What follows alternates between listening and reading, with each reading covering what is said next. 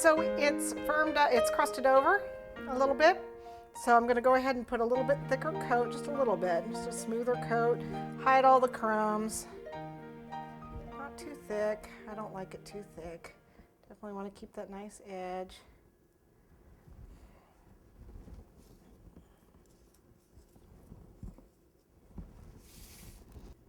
Just follow, don't lose your shape. Don't get so much buttercream on it that you're losing your shape.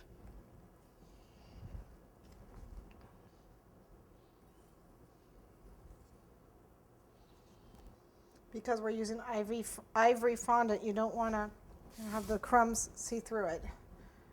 Although we're going to be painting part of it red and part of it yellow, so you probably have a good chance of hiding any imperfections. All right, so I've got my piece of acetate that I'm going to use to smooth this along the edges.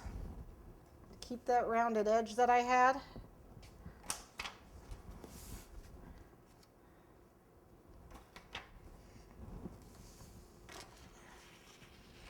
And then keep the sides smooth.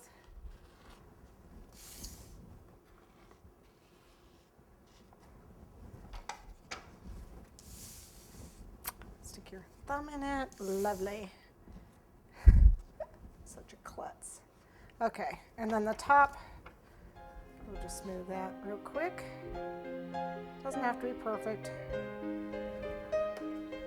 Okay, so that's looking pretty good. I'm going to let this firm up for a few minutes in the refrigerator while I get my fondant ready.